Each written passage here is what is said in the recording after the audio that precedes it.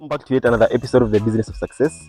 So today's episode is a really interesting one. We're going to speak to an ornamental bird farmer, and for most of you who are not familiar with the term, ornamental birds are basically kept for beauty purposes.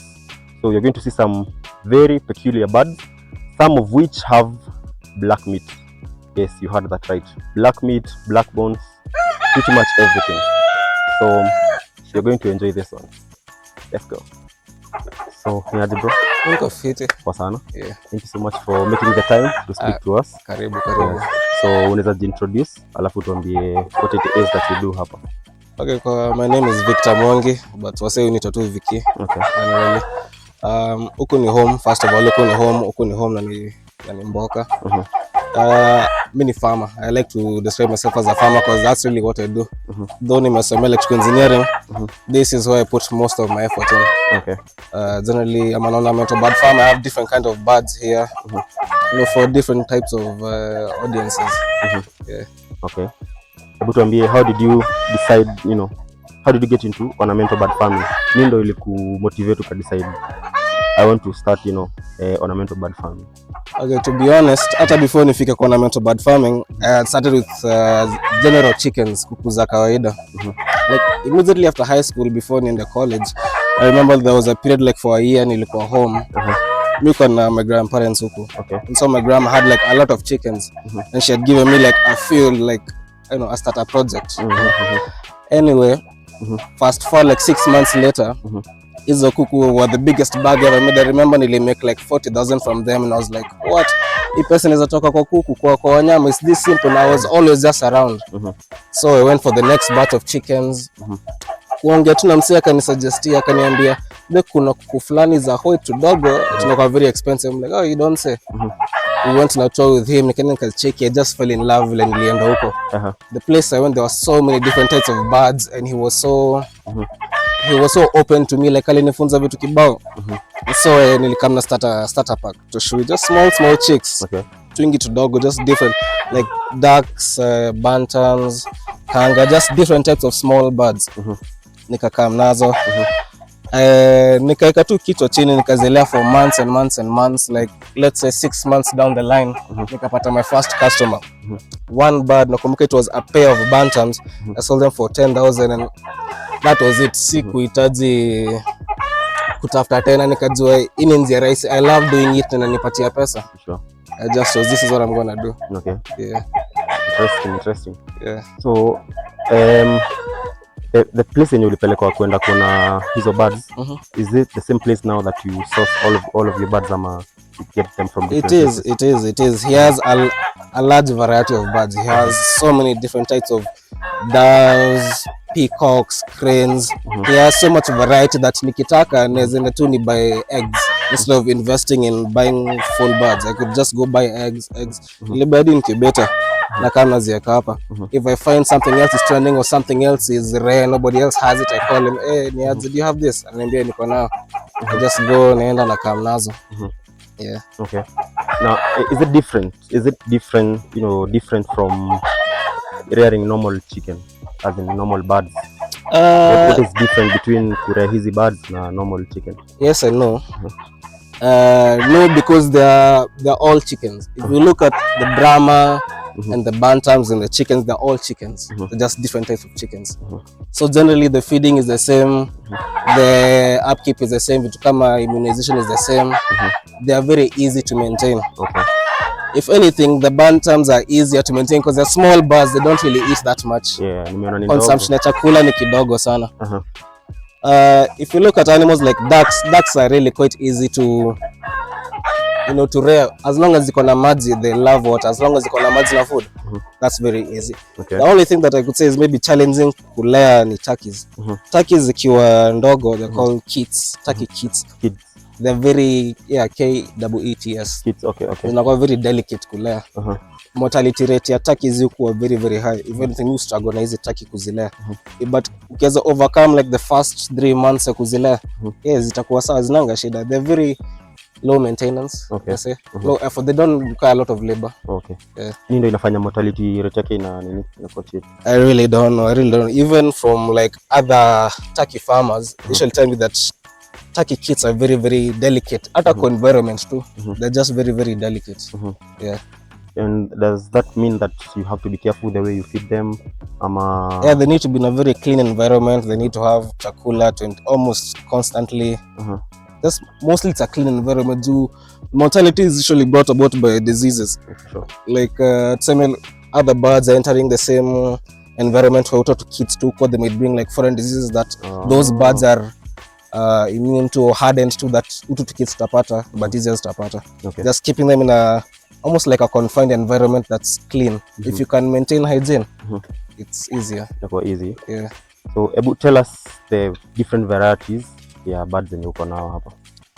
Currently, I have ducks. This type of duck is called a Muscovy duck. You see the one with the red thing on its nose? It's called a Muscovy. That brown fellow over there, it's called a mallard. A mallard. A mallard. Mallard. M-A-L-L-A-R-D. A mallard. These brown turkeys. Nilienda mbali kuzitafuta. Sana. These are actually the most valuable type of turkey in the world. These brown ones? Yeah, they're called red barbans. Red barbans. They're the most valuable type of turkey in the world. Zilitoka South Africa. Ilikuwa mayai kwa ule msasami uendea, alafu nikabai zikiwa ndogo. These are red barbans. I have guinea fowl. These are white-chested guinea fowl over here. This one you see, it has like a white chest. I have the white-chested one. I have a white guinea fowl. It's just white. I have fantails. So those little doves over there that fan their tail like this. I have fantails, and I also have Bramas. Bramas is another. It's still a chicken, but it's a big chicken. You see how a bantam is a miniature chicken. A chicken is normal. A bantam is a miniature chicken. A Brahma is a giant chicken. A giant chicken, a big one. Currently, those are the ones I have. Though on Saturday, kuna place naenda, I'm going to look for an African goose. Has like a dark head which has like almost a crown, and a Chinese goose. Unakuwa na goose kibao sana venye zinakuanga on demand. If anything, goose zile ziwenda the most. Geese ziwenda the most. Okay. So I'm trying to restock. So naendea Chinese goose and African goose. Plus, I'm also in the hopes of I can get some parrots. Parrots are usually very interesting. I haven't found anybody who is doing like ornamental birds with parrots. Okay. Yeah. So for these turkeys, unasema zinaitwa red barban. Red barban. So ndio inafanya zikuwe rare sana. It just aziko common. Plus the meat is very sought after. It's the sweetest type of turkey in the world. That's why it's like so valuable. Plus it's not easy to come by. It's very very hard to come by them. Plus they're very very sweet. Okay. How much does each go for? Each that male over there ikiwa kama sasa iko mature ina retail around maybe between 40 to 45,000 just the male. A pair would cost hiyo tu moja vile iko ile peke yake. Nikinunua ilikuwa nachana kani maybe kama hii kanga it was around 8,000 at that size. Ikiwa kadogo kabisa. Sai ina retail maybe 40 to 45,000 depending on the weight also. Okay. And how long does it take to grow to that size in imefikisha size? Let's say depending on the feeding, give it like 6 months. 6 months. 6 months takuwa na fully grown turkey. Okay. That's a good investment. As in assuming, of course, looking at how much you bought it for, and then size inaenda for over 40,000. That is some good margins. So let's talk about bantam, the chickens. They are black, like the meat is black. Yes, that is interesting. They have dark meat. They have not only dark meat, they're dark down to the bones. They have dark meat. I don't think people are quite, what would come across those kind. Yeah, it's hard to find. It's a very sought after. At bantams, they're usually quite expensive just for the fact that they have that dark meat. It's usually there are two types of chickens with dark meat. There is the bantam, and there's a chicken called ayam. Ayam is fully black, everything from the beak to the toes, feathers, everything is just pure black. Ayam is an Indian chicken. Those huku ni venye ziipata bado. I'm also looking for it. But ayam and bantams have dark meat. It tastes like a chicken. It's just normal meat. Chicken. If you ask me, it's kind of sweeter. It's kind of sweeter. It's very tender. It's very tender. It doesn't harden kama jogo ya kawaida. Like ngumu kabisa. Yeah. But besides here, it's basically like a normal chicken. The difference. It is a normal chicken. It's just a smaller chicken. Okay. Yeah. All right. So what are the main challenges ya kulea hizi type of birds? The biggest challenge will always be feeding. Always be feeding, especially now. Chicken feed is very, very expensive. Very, very expensive. Let's say maybe 170 kg bag will cost me around 2,500. And these are a lot of birds. They'll consume that in maybe 2 weeks. So the feed is always, the feed is a big problem. Diseases.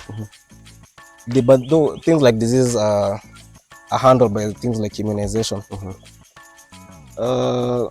Maybe lack of a ready market for somebody who's not well versed in it. For a newcomer or for a startup, for somebody who's starting up, it may be hard to establish yourself, to be entrenched in the market, for you to be able to sell your goods as easily.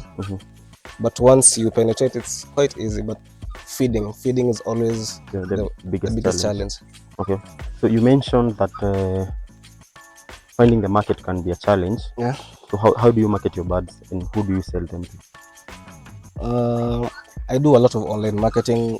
This farm, it has a pin on Google Maps. It's called the Happy Bird Farm. Yeah, that's how I found you. Actually, thank you. The area around here is surrounded by resorts.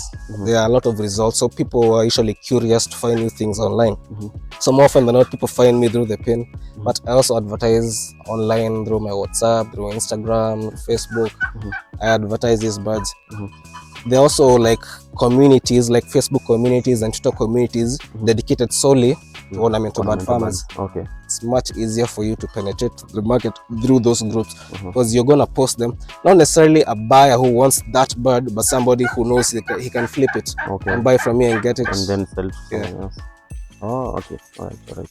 And your customers, do they buy them for? Kuna zenye zinakuliwa, si ndio? Yeah. So do most of them buy them for consumption, or money as ornaments, ornamental birds? It depends. Most people who buy the ducks, Muscovy ducks, they're definitely eating them. I used to have other types of turkeys, the dark turkeys. They're called oscillated because color kinds of changes in the light. We used to have a lot of those turkeys.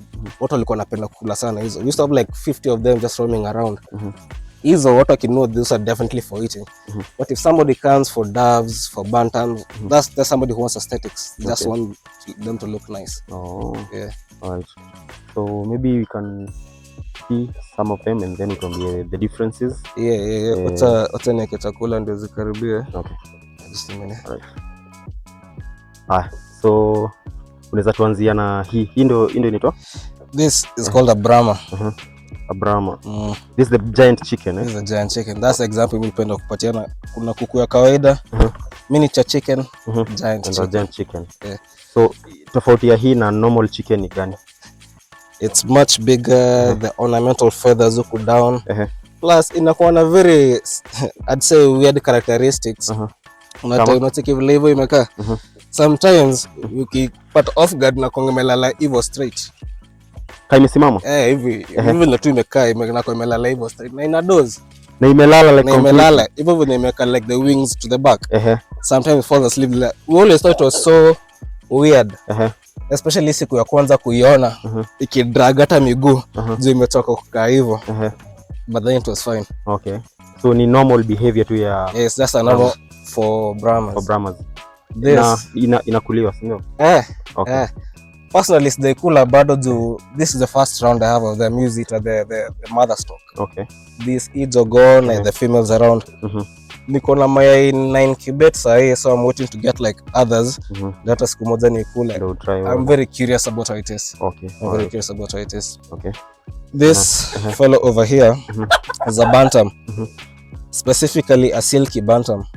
Silky bantam, they're called silky because aguza like the feathers. They're very, very soft. Little feathers actually huwa kanazaliwa nao a chick. Huwa ziishi, they just grow much longer. Okay. As you can see, bro over here has 5 toes. Just 5 toes, unlike a normal chicken. Okay. Bado hawakutupa kale ka kidole ka kitambo. Na huyu sasa ndo wako black inside. Yeah, he's black. The meat is black, the bones are black. You can pull his back kidogo. Okay. See, like even is all black inside, All right. all black, black down to the bones. Okay. They don't grow much taller than this, actually. That's It- the biggest size. Yeah. Is- Yeah, bantam. He's older than that chicken. That chicken is older than most of the birds here. It's very But old. that is as big as they grow. Ndo maana unazita miniature, right? Yeah, Okay. that's as big as he grows. Very feisty little birds. Mi husema ziko na Napoleon syndrome. Ni kadogo lakini kabaya sana. They're very territorial. They're very homely birds. They like to live just next to the home. Umesema they are very shy pia. They're very, very shy. They like hiding kidogo. Okay. Yeah. Huyu ni dove. Yeah, these are among my favorite kind of birds here. They're called fan-tailed doves. As if you see, like the tail is kind of fanning like this. All fan-tailed doves. They're also very homely birds. They don't really fly. Not even that heavy, but they just like walking around, just feeding around. They're very easy with other birds. They're not territorial like that. They don't bully other animals or other birds. I find them very beautiful. You see like these oscillating colors on the neck. They're very nice. They're usually common in the females. The males are actually more beautiful. Generally in all birds. Generally no bird male. Like if you look at that one behind you, wase utaka kumbaye peke yake, but you can never buy just one dove. It has to be a pair. A male and a female, they mate for life. It has to be a pair. Another interesting fact, zikiwa na mayai, they exchange to incubate mayai. The male and the female? So sometimes he's gone and she's there. When she comes back, he stays and she's gone. Yeah. So they are perfect pair. Match. They are perfect match. That's interesting. Another fact, you huwezi incubate like kauweke mai kwa incubator. You can't, because doves and pigeons feed their young through something called pigeon milk. Pigeon milk basically ni kurigurgitate chakula from the mouth. Yeah. So you see, wewe hata ukiokota ako kachik, it's very hard kukalea unless uko hapo na syringe back to back. Okay. But the mom anachew and then anamfeed. Yeah. Okay. All right. This one right here is the female. That one you have there is the male. The male. Actually very homely, very comfortable birds to be around, you see. Yeah, as long as they're comfortable, they're easy. Okay. Yeah. So the next bird is? The next birds I have here are these the guinea fowl over here. I have two different types of guinea fowl. Unaweza shika moja tuone?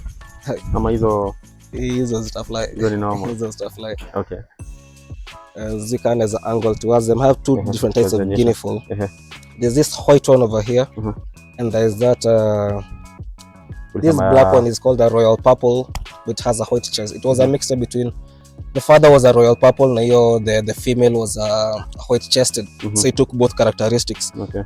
I'm calling it royal purple because you can see the sheen on the neck. Yes. The male of it had like the sheen all over the body. Okay. These two female, I'm looking for a male, and then endeleze both species. Okay. If I can get a white male, I'll get like these chicks and those chicks. A mix of the... Yeah, they often share genetics differently. Okay. Yeah. All right. I have the red Bantams, as I was saying, the most valuable type of... Yeah, you mentioned also one of the sweetest meat, right? The sweetest meat. Okay. Apparently, me bado sijaikula, but I'll just take the out for it. I can't afford kuikula, so... Yeah, I know. Yeah. Apart from that, I have a lot of ducks. A lot of ducks. This type of duck is called the Muscovy duck. Muscovy duck, it's recognized by the red, almost like a helmet on the nose. Has like a red pattern on the nose. They're called Muscovy ducks. Very, very, very easy to rear. Very homely birds. They grow very big. Okay. They grow very, very big. They're quite fatty. They're quite nice for meals. Yeah. All right. That lone wolf over there, I almost got him like a bonus. When I was buying nilizinunua in bulk, I bought like 10 small chicks. Huyo msa akaniambia niko na nyingine unadai? I'm like, rusha ndani. Ongeza ngapi? Akaniambia ongeza punch. He didn't know what it was. But when he got in, I got to look at it. I recognized it immediately. It's called a mallard. A very, very beautiful bird. Even to see the female. A very, very beautiful bird. Though imekuwa ikimate na hizi, so I'm waiting to see the chicks zitakuwa zinakaaje. Okay. A mallard, I usually pair it with another type of duck called a rouen. A male rouen is like the mallard, but with a green head. So ukichukua this mala na ruel usually get like very very beautiful big birds. Hopefully tule tushoot tutoka tutakuwa tunakaa hivyo. Okay. I used to have a lot of black turkeys, but sai stock imeisha. Turkeys and geese, I'd say that the fastest flowing birds here. Sai sina, but I'm in the process of restocking them. Okay. I know there are a few chickens, you know, just for the love of birds. Normal chicken, yeah, nimeziona pia. Jia mayai hapa kule. Alright. Yeah. So can you maybe tell us the challenges zenye umepitia for BBs, the biggest challenges and your biggest lessons pia, what you've learned for hii biashara? I was quite young when I was starting, so it was hard for people to take my word for it that mimi naifanya. It was hard for people to trust me, especially like when I'm advertising something online and I'm telling them, hey, I'm gonna send it to you, I'm gonna send it via parcel. It was hard before I was able to build that rapport with people, but I guess it really just takes time for people to be able to trust you. Okay. Second one, I should have been the first one, was feeding. Feeding, before I understood the concept of supplementing your feed. Ulikuwa na zipea basic just feeds. Yeah, just store-bought feed. But as I grew in my understanding of birds and how chickens are reared, I understood that they love greens. They love greens. They love, there's another type of worm, it's called a mealworm. They're basically worms, but they use as protein for animal feed. It's almost like a byproduct of decomposing food. You usually buy those, you buy the larva, you put it somewhere where you have like organic waste decomposing, put them inside, they begin multiplying, you dry them, use them as animal feed. You can use that, or hydroponics is also very efficient. It grows very fast, can be consumed very easy. I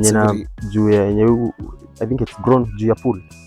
A fish pond. Not necessarily a fish pond, even if you have just like an area of water, an area where you've soaked some water and then uwekeleza mbegu up, depending on what you want. Some people use wheat, some people use barley. It takes about maybe a week or 1.5 weeks for them to fully germinate and be ready to feed. Yeah, I learned about hydroponics. That was a big eye-opener. Greens, I've invested a lot in vitu kama mboga, skuma, and just generally greens kwa farm. All the weeds I pull out, if I bring them here, they just disappear.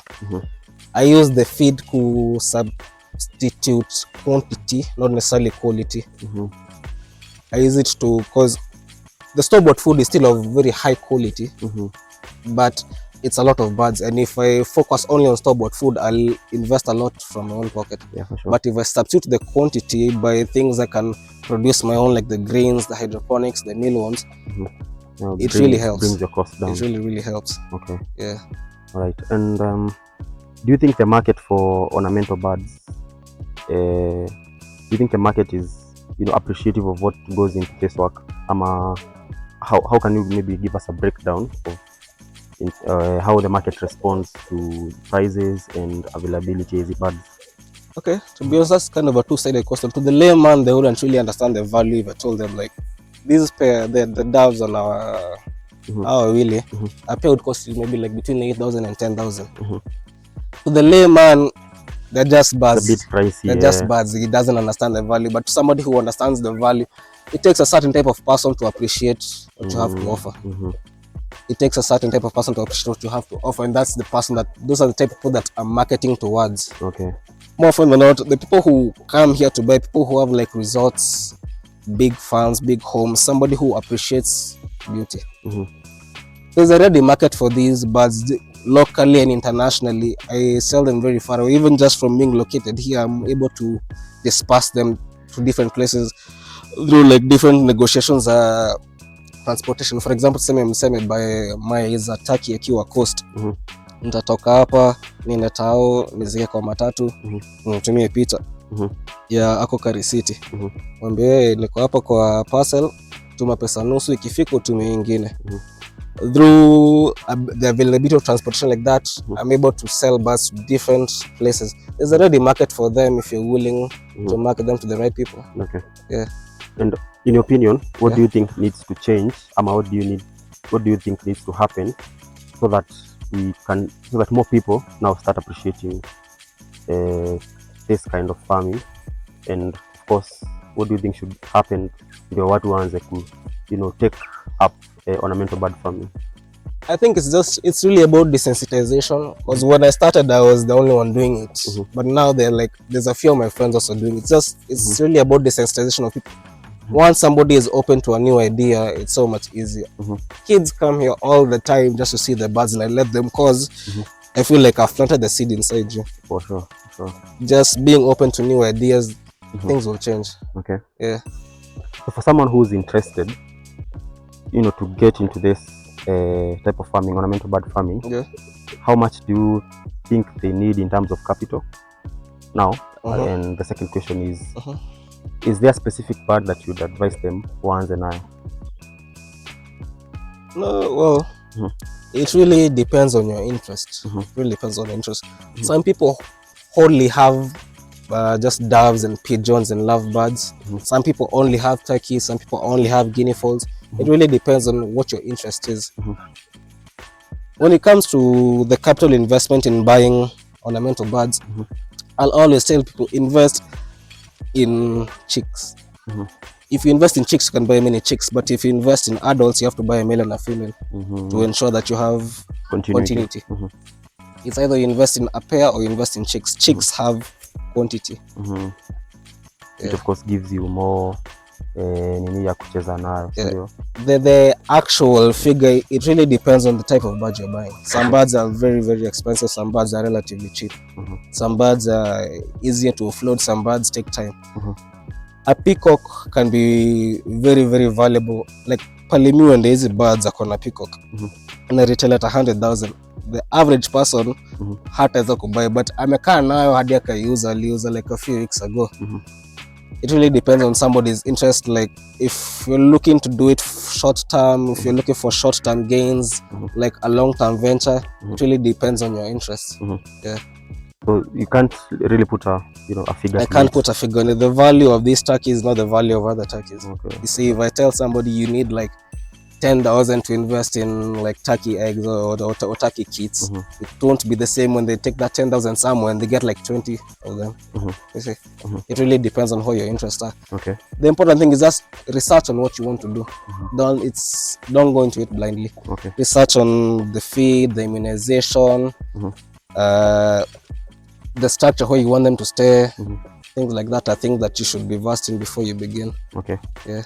If I were to start maybe with these doves, Bramas, na Bantams, and so those three birds, how long would it take me to actually start, selling? If I was to start with chicks, how long do they take to mature? Hadi fike point yenye naweza uza and start, making money out of it? Well, generally, the Bantams and the Bramas are basically chickens, so I use the logic of chickens. Chickens, if you feed them consistently for 6 months, they'll be egg laying ready. If you feed them consistently for 6 months. Doves, let's say uzinunue kaa leo, next week if you buy like a mature pair like this, they might be ready to lay eggs even the following week, and has a 2-week incubation period. It's very easy to multiply doves, but the initial cost of buying doves can be expensive. Maybe a younger pair of this, if you were to give it like 2-3 months to mature, it would cost you maybe 5,000. I always tell people, when it comes to Bantam and Brahma, just buy the eggs. Just make sure you buy fertilized eggs. Fertilized eggs will always be the cheapest version of that bird. A Bantam egg costs around 250. A Bantam chick, a 1-day-old chick, is 500. It's already a stark difference. If you could invest in fertilized eggs, that will always be the cheapest version of that bird that you'll buy. If you invest properly, if you properly feed them for 6 to 7 months, they'll be egg laying ready. That's how you will be able to reproduce your own stock. Yeah. Okay. What is the biggest lesson that you've learned from ornamental bird farming? Patience. Patience. You really have to be patient. It won't happen in a day or 2 or a week or a month, but when it does, it will be worth it. You'll make that sale and it will be worth it. I remember the first time nilianza kuziweka, it took me months before niweze, and I remember when I sold that first pair of Bantams for 10,000, I was like, wow, I knew it was worth it. It gave me the motivation to do it again. I feel like patience is everything, because if you're looking for instant gratification, you really won't get it here. Yeah. There are a lot of people who will come to you and really won't appreciate what you have to offer, but you just have to keep doing what you're doing if that's what you want to do. Okay. Yeah. And to someone who's looking to get into this, Yeah.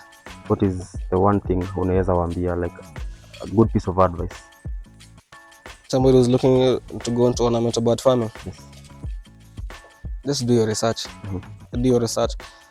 A lot of the time, people go into something without fully understanding what they want to do, or what that animal entails fully. Like the example I was giving you, the example of turkey kits. Somebody might come and say, oh, you know, I've seen the turkeys are very valuable. I tell them the value of the turkeys. Or they say they want the chicks, they buy the chicks, not understanding that these are very, very delicate animals. God forbid they end up dying, all of them. You might feel like it wasn't the right choice, or you made an incorrect choice, and in reality you just didn't research well enough. Just research what you want to do and love what you're doing. Okay. The love I have for these birds is the reason I do it. I often say that even if I wasn't selling them, I'd still have them. I've grown very, very accustomed to them. Yeah. Okay. What is the next big thing for Happy Bird Farm, Mama? What is your maybe 2-year, 5-year plan for Happy Bird Farm? I'm really trying to diversify the type of birds I have. Like I told you, I'm about to go this weekend to go look for some African geese, Chinese geese, and some parrots. I really want to diversify the amount of birds I have. I want to invest in different types of structures. Specifically, like I want to invest in like an aviary just for doves and birds like that. I want to restructure the farm around the birds. I really want to grow the business. Okay. Around Basically. birds, literally. Yeah. That's interesting. So I think we've learned quite a lot. Yeah. And we can see the kind of approach that you're taking, and I can tell for sure you have places to go. I appreciate that. So I think the final thing would be to maybe upatiane your contacts for someone who's interested in getting birds, ama learning about them, ama someone who wants to collaborate, ili anaweza ku reach out. Yeah, for sure. My handles is at Happy Bird Farm on all social media platforms. There's a pin on Google Maps, Happy Bird Farm. You can simply DM us or contact us. You can be able to reach out, ask questions, order something. You're always welcome. Sure. Yeah. Thank you so much. Nashukuru, and next time tukikuja sasa tutakuja kununua pia. Karibu tena, karibu tena. Nashukuru sana. Karibu tena.